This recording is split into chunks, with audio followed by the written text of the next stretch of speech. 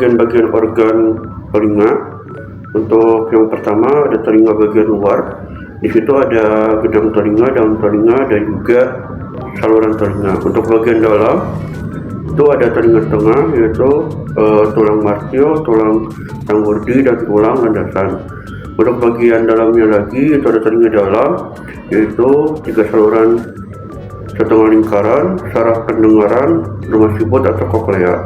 Berikut fungsi-fungsinya akan dijelaskan. Fungsi-fungsi bagian organ yang pertama, saluran telinga berfungsi untuk menghasilkan serumen yang dapat digunakan sebagai penangkap debu masuk ke saluran telinga. Yang kedua, ada daun telinga, menangkap gelombang suara dari lingkungan di sekitarnya. Yang ketiga, gendang telinga sebagai lapisan pelindung terdepan guna menjaga telinga dari paparan bakteri, debu, atau benda asing lainnya. Dan yang keempat, tulang sanggurdi berfungsi untuk menyalurkan gelombang dari udara ke labirin berisi cairan atau koklea di telinga dalam. Yang kelima, rumah siput berfungsi untuk mengubah gelombang suara menjadi sinyal listrik yang dapat diinterpretasikan oleh otak. Dan yang keenam, saraf pendengaran berfungsi untuk penangkap gelombang suara agar manusia bisa mendengar suara tersebut dengan baik. Yang ketujuh, 3 saluran setengah lingkaran mengatur keseimbangan posisi kepala. Dan yang ke-8, tulang landasan menyalurkan getaran suara dari genang telinga ke telinga bagian dalam. Yang ke-9, tulang martil berfungsi untuk menghantarkan getaran suara dari genang telinga ke tulang landasan. Reseptor pada telinga terletak di telinga dalam, tepatnya pada 2 struktur utama yang masing-masing berperan dalam pendengaran dan keseimbangan. Yang pertama, terletak di telinga dalam berbentuk spiral seperti rumah siput, yaitu reseptor sel-sel rambut, hair cells, yang berada di organ korti dalam kolkea, berfungsi sebagai reseptor pendengaran ketika getaran suara mencapai cairan di koklea. Sel-sel rambut bergetar dan mengubah getaran ini menjadi impuls listrik yang kemudian dikirim oleh saraf pendengaran ke otak untuk diproses sebagai suara. Kedua, sistem vestibular. Sistem vestibular terletak di telinga dalam, tepatnya dekat dengan koklea. Sistem ini memiliki 2 bagian utama yang masing-masing mengandung reseptor khusus atau sel-sel rambut untuk mendeteksi berbagai jenis gerakan kepala. Yang pertama, kantung utriculus dan sulcus. Kantung ini berada di bagian vestibula dari telinga dalam. Reseptor atau sel-sel rambut di utriculus dan sulcus ini merespon percepatan linear, artinya mereka mendeteksi gerakan kepala dalam garis lurus, seperti gerakan ke atas atau ke bawah, misalnya saat kita naik atau turun tangga, dan ke depan atau ke belakang, misalnya saat kita berjalan atau mengerem mendadak saat naik kendaraan. Yang kedua, kanalis semisirkular atau semisirkular canals. Kanalis semisirkularis ini terdiri dari 3 saluran melingkar yang berada di 3 arah berbeda, yaitu horizontal, vertikal anterior, dan vertikal posterior. Sel-sel rambut di saluran ini merespon gerakan rotasi atau putaran kepala, seperti memutar kepala ke kanan atau ke kiri, misalnya saat kita menoleh, mengangguk ke atas dan ke bawah, dan memiringkan kepala ke samping.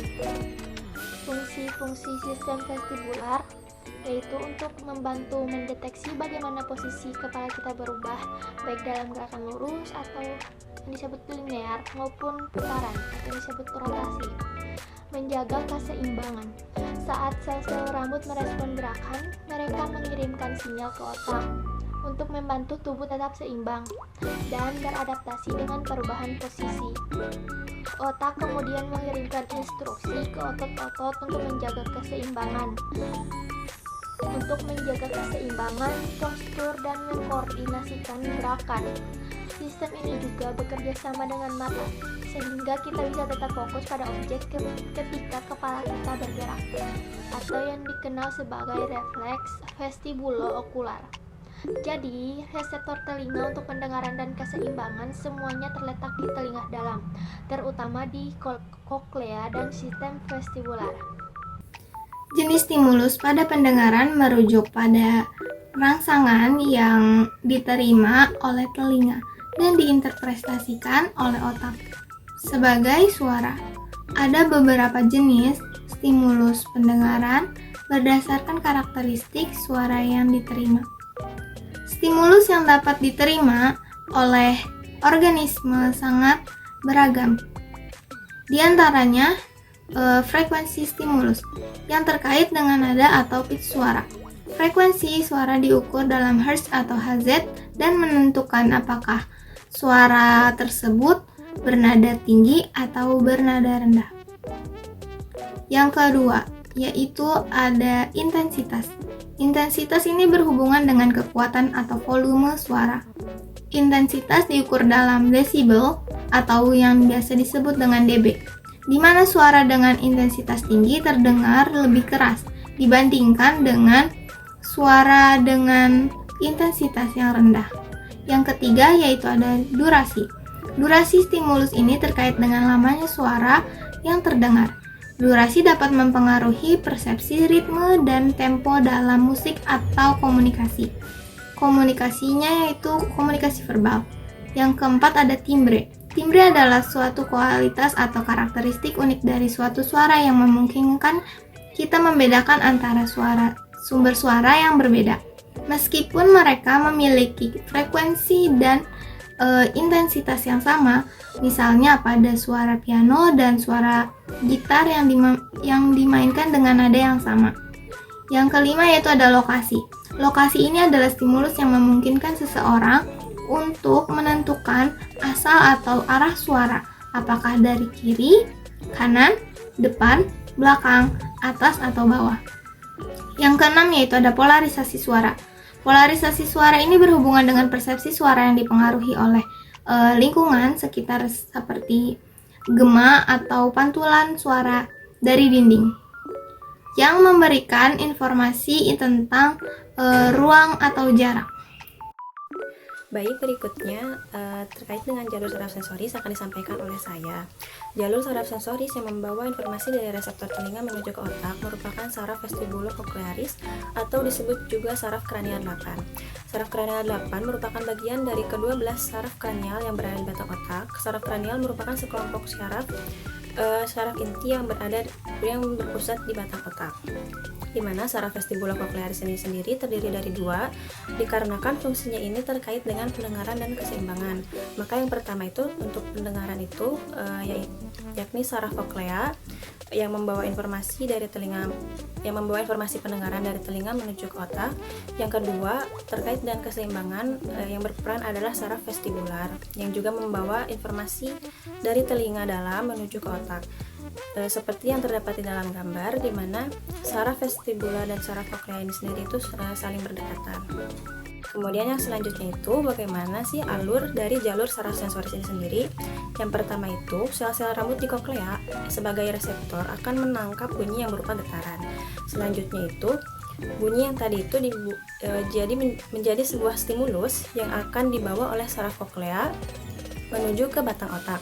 Seperti yang tadi telah dijelaskan bahwa saraf koklea ini yang membawa stimulus pendengaran dari saraf vestibulo-koklearis yang berada di batang otak. Kemudian dari saraf koklea ini akan diterima oleh nukleus koklearis yang merupakan pusat pemrosesan informasi pendengaran yang pertama. Ya, jadi dia itu menerima stimulus langsung dari nukleus koklearis. Kemudian setelah itu dari nukleus koklearis setelah dilakukan pemrosesan, khususnya pemrosesan awal, akan diteruskan ke kompleks olivaris superior, di mana pada kompleks olivaris superior ini informasi tadi itu akan diproses kembali, di mana akan ditentukan lokasi sumber suaranya itu dari mana, terus akan dilanjutkan juga pemrosesan terkait waktu dan intensitas suara yang diterima oleh kedua telinga. Selanjutnya, sinyal akan dibawa melalui jalur lemnisca lateral. Kemudian akan dilakukan pemrosesan lebih lanjut, letaknya itu di otak tengah di colliculus inferior. Setelah itu informasi tadi akan diteruskan ke nukleus geniculatum medial di talamus sebagai pusat penghubung antara informasi sensoris dan juga korteks otak. Terakhir, suara akan diidentifikasi lebih rinci seperti kata-katanya, nada atau suara dari musik di korteks pendengaran di lobus temporal. Fungsi otak tengah adalah untuk pendengaran, gerakan mata, sensasi wajah, hingga respon dari perubahan lingkungan, serta mengatur pergerakan mata, memproses informasi visual dan suara yang diterima oleh otak. Lobus temporal adalah bagian otak yang mengolah stimulus pada telinga. Lobus temporal berfungsi untuk menerima informasi sensorik seperti bunyi dan ucapan dari telinga, serta berperan dalam pendengaran dan mendengarkan secara lebih selektif. Selanjutnya yaitu mengenai proses jalur saraf motoris pada telinga, yang dimulai pada korteks motoriks, yang dimana korteks motoriks ini terletak di bagian depan otak. Bagian ini bertanggung jawab untuk merencanakan dan mengontrol gerakan. Ketika otak mendeteksi suara keras atau berpotensi berbahaya, seperti suara petasan, suara ledakan, otak akan membuat keputusan untuk melindungi telinga. Setelah perintah dibuat, sinyal dikirim melalui neuron motorik atas yang berfungsi untuk mengirim informasi dari korteks motoriks ke batang otak. Sinyal ini bergerak melalui jalur yang cepat untuk memastikan respon yang tepat waktu. Saat sinyal mencapai batang otak, ia bertemu dengan neuron motorik bawah. Batang otak adalah bagian penting yang menghubungkan antara otak dengan sumsum tulang belakang. Di sini, sinyal dapat diproses lebih lanjut untuk mengatur respon berdasarkan kondisi tubuh dari batang otak. Sinyal motorik melanjutkan perjalanan ke sumsum tulang belakang. Sumsum tulang belakang berfungsi sebagai saluran yang menghubungkan antara otak dengan seluruh tubuh. Disinilah sinyal motorik ditransmisikan ke neuron motorik bawah. Neuron motorik bawah kemudian menghubungkan sinyal ke otot-otot tertentu di dalam telinga. Otot-otot ini bertindak sebagai efektor, yang berarti mereka melakukan tindakan berdasarkan perintah dari otak. Ada dua otot utama yang terlibat dalam respon ini. Pertama, otot stapedius, yang kecil tetapi sangat penting. Otot ini mengontrol tulang stapes di telinga tengah. Ketika otot ini berkontraksi, ia mengurangi pergerakan tulang stapes yang membantu melindungi telinga dari suara keras. Yang kedua, ada otot tensor timpani, di mana otot ini mengontrol ketegangan gendang telinga. Saat berkontraksi, otot ini membantu menjaga gendang telinga tetap stabil dan mengurangi dampak suara yang keras. Ini merupakan mekanisme perlindungan tambahan untuk telinga bagian dalam. Ketika otak mengirim sinyal, otot-otot ini berkontraksi dengan cepat. Misalnya, jika ada suara mendadak yang keras, otot stapedius dan tensor timpani akan segera berkontraksi untuk melindungi telinga dari kerusakan. Sebagai contoh, bayangkan ketika kamu sedang bermain di taman sambil mendengarkan musik, tiba-tiba terdengar suara keras seperti petasan. Maka, otak kamu akan segera merespon dengan mengirimkan sinyal untuk melindungi telinga. Sinyal tersebut akan melewati neuron motorik atas ke batang otak dan turun ke sumsum tulang belakang. Di sumsum tulang belakang, neuron motorik bawah akan mengirimkan sinyal ke otot stapedius dan tensor timpani. Dalam hitungan detik, kedua otot ini akan berkontraksi, mengurangi dampak suara keras dan melindungi telinga. Secara keseluruhan, jalur saraf motoris di telinga sangat penting untuk melindungi pendengaran kita. Ketika mendeteksi suara berbahaya, otak dengan cepat mengirimkan perintah ke otot-otot telinga.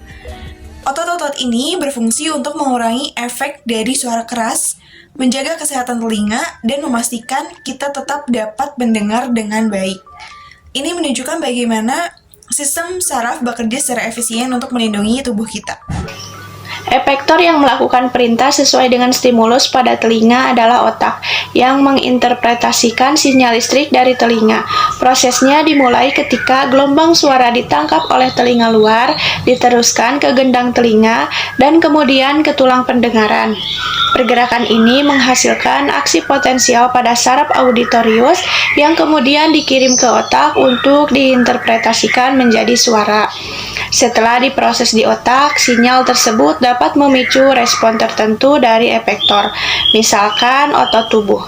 Ketika mendengar suara keras yang mengejutkan, otot tubuh seperti otot leher dan punggung mungkin akan bereaksi dengan cepat, membuat kita melompat atau memalingkan kepala.